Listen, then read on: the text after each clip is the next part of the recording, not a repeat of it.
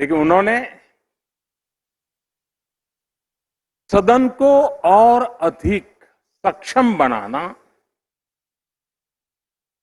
सांसद का बेस्ट देश को कैसे मिले, ये उसकी चिंता। पार्लियामेंट्री कमिटीज अधिक प्रोडक्टिव हो, आउटकम ओरिएंटेड हो और वैल्यू एडिशन करने वाली हो। शायद वेंकैया जी पहले ऐसे सभापति रहे होंगे जिन्होंने पार्लियामेंट्री कमिटीज के फंक्शन के संबंध में भी इतनी चिंता की होगी और राजी नाराजी व्यक्त करते हुए उसमें सुधार लाने का एक निरंतर प्रयास किया। मैं आशा करता हूं कि आज जब हम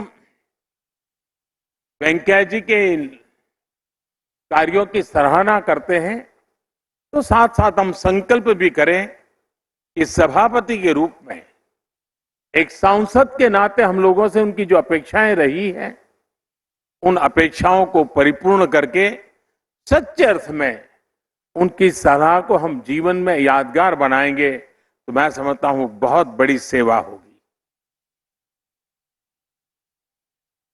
वेंकैया जी समय का सर्वाधिक उपयोग कैसे हो उनके व्यक्तिगत जीवन में बहुत यात्रा करना, स्थान स्थान पर खुद जाना, उनके पिछले 5 दशक की जिंदगी रही है। लेकिन जब कोरोना काल आया, हम लोग मजाक में एक बार बैठे थे तो बातें चल रही थी।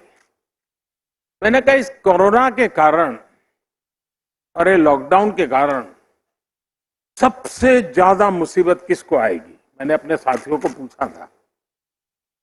सब लोगों को लगा कि मोदी जी ये क्या पूछ रहे हैं। मैंने कहा कल्पना कीजिए सबसे ज्यादा तकलीफ किसको आएगी? तो कोई जवाब मिला नहीं। मैंने कहा कि इस परिस्थिति की सबसे ज्यादा मुसीबत अगर किसी को आएगी तो वेंकैया नायडू को आएगी, क्योंकि वो इतने दौड़ धूप करने वाले व्यक्ति, उनके लिए एक जगह पे बैठना ये बहुत बड़ा पनिशमेंट का कालखंड था उनके लिए। लेकिन वे इनोवेटिव भी हैं और उसके कारण उन्होंने इस कोरोना कालखंड का एक बड़ा रचनात्मक उपयोग किया। उन्होंने, मैं एक शब्द प्रयोग करना चाहूंगा, वो विद्वान लोगों की नजर में ठीक होगा कि नहीं मैं नहीं जानता हूं, लेकिन वो टेली यात्रा करते थे। और टेली यात्रा उन्होंने क्या किया, सुबह टेलीफोन डायरी लेके बैठते थे और पिछले 50 साल में देश भर में भ्रमण करते करते सार्वजनिक जीवन में, राजनीतिक जीवन में जिन जिन लोगों से उनका संबंध आया है, उसमें जो वरिष्ठ लोग थे, डेली 30, 40, 50 लोगों को फोन करना, उनके हाल पूछना, कोरोना के कारण कोई तकलीफ तो नहीं है इसकी जानकारी प्राप्त करना और हो सके तो मदद करना। उन्होंने समय का इतना सदुपयोग किया था, लेकिन उन दूर सुदूर इलाकों में छोटे छोटे कार्यकर्ताओं को जब उनका टेलीफोन आता था तो वो तो ऊर्जा से भर जाता था। इतना ही नहीं, शायद ही कोई एमपी ऐसा होगा कि जिन्होंने कोरोना काल में वेंकैया जी की तरफ से फोन उनको ना आया हो, उनका खबर न पूछी हो, वैक्सीनेशन की चिंता न की हो। यानी एक प्रकार से परिवार के एक मुखिया की तरह उन्होंने सबको संभालना, सबकी चिंता करने का भी उनका प्रयास रहा। वेंकैया जी की एक विशेषता है, मैं जो कहता हूं ना कि वो कभी हमसे अलग हो ही नहीं सकते। और उसके मैं उदाहरण बताता हूं। एक बार इलेक्शन कैंपेन के लिए वो बिहार गए हुए थे। अचानक उनका हेलीकॉप्टर को लैंडिंग करना पड़ा, खेत में उतारना पड़ा। अब वो इलाका भी थोड़ा चिंताजनक था, थोड़े सिक्योरिटी के भी इश्यू खड़े हो जाए इस प्रकार का था। लेकिन नजदीक के किसान ने आकर के उनकी मदद की, वो मोटरसाइकिल पर उनको नजदीक के पुलिस थाने तक ले गया। अब भारत के सार्वजनिक जीवन के हिसाब से देखें तो वेंकैया जी बहुत बड़े व्यक्ति हैं, लेकिन आज भी उस किसान परिवार से उनका जीवंत नाता है। यानी बिहार के दूर सुदूर ग्रामीण जीवन में एक घटना के समय किसी की मदद मिली, वो मोटरसाइकिल वाला किसान आज भी वेंकैया जी के साथ मेरी बात होती है, लगातार होती है। इस प्रकार का गर्व से बात करें, ये वेंकैया जी की विशेषता है।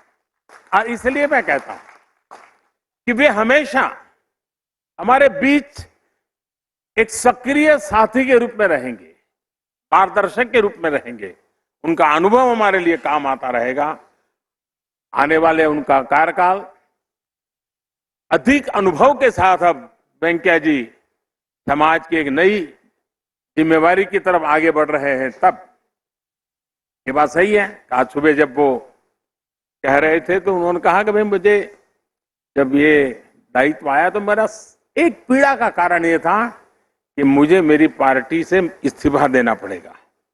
जिस पार्टी के लिए मैंने जीवन खपा दिया उससे मुझे इस्तीफा देना पड़ेगा। उसका मुझे कोई वो संवैधानिक आवश्यकता थी। तो लेकिन मुझे लगता है कि वो 5 साल की जो कमी है वेंकैया जी जरूर भरपाई कर देंगे।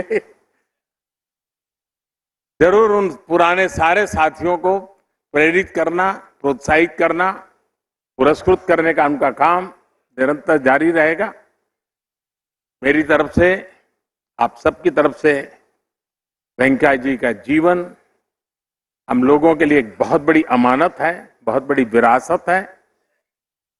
उनके साथ जो कुछ भी हमने सीखा है उसको हम आगे बढ़ाएं। भाषा के प्रति उनकी जो उनका लगाव है और उन्होंने मातृभाषा को जिस प्रकार से प्रतिष्ठित करने का प्रयास किया है उसको आगे बढ़ाने के और भी प्रयास हुए हैं। मैं आप में से शायद लोगों को अगर रुचि हो तो मैं आग्रह करूंगा, भाषिणी एक वेबसाइट भारत सरकार ने लॉन्च की हुई है। इस भाषिणी में हम भारतीय भाषाओं को, उसकी समृद्धि को और हमारी अपनी ही भाषाओं को एक भाषा में से दूसरी भाषा में अगर इंटरप्रिटेशन करना है, ट्रांसलेशन करना है तो उसमें सारी व्यवस्था है। ये बहुत ही अच्छा टूल बना हुआ है जो हम लोगों को काफी काम आ सकता है। लेकिन उसमें से मुझे एक और विचार आया है। मैं चाहूंगा कि स्पीकर महोदय भी और हरिवंश जी भी, हरिवंश जी तो उसी दुनिया के व्यक्ति हैं, शब्द के साधक हैं, जरूर उस दिशा में काम हो सकता है। दुनिया में डिक्शनरी में नए शब्द जोड़ने की परंपरा रहती है और ऑफिशियली अनाउंस भी होता है। एक बड़ा उसका महात्मा होता है कि फलाने देश की फलानी भाषा का फलाना वर्ड अब अंग्रेजी की उस डिक्शनरी में अब स्थान प्राप्त कर रहा है, उसका गौरव भी होता है। जैसे हमारा गुरु शब्द है, वो आज अंग्रेजी डिक्शनरी में उसका हिस्सा बन चुका है। वो ऐसे कई शब्द होते हैं। हमारे यहाँ जो मातृभाषा में भाषण हो पार्लियामेंट में, दोनों सदन में, उसमें कई लोगों के पास से बहुत बढ़िया शब्द निकलते हैं और भाषा के लोगों के लिए वो शब्द बड़ा सार्थक भी लगता है और बड़ा इंटरेस्टिंग लगता है। क्या हमारे दोनों सदन हर साल इस प्रकार के नए शब्द कौन से आ रहे हैं जो सचमुच में हमारी भाषा वैविध्य को लेकर के आते हैं, नए तरीके से आते हैं, उसका संग्रह करते चले और हर वर्ष एक बार अच्छे शब्दों का संग्रह भी हम प्रकट करने की परंपरा खड़ी करें, ताकि हमारी मातृभाषा का जो वेंकैया जी का एक लगाव रहा है उनकी इस लीगेसी को हम आगे बढ़ाएंगे। और जब भी हम इस काम को करेंगे हमें हमेशा वेंकैया जी की बातें याद आएगी और एक जीवंत काम हम खड़ा कर देंगे। मैं फिर एक बार आप सबको बहुत शुभकामनाएं देता हूं।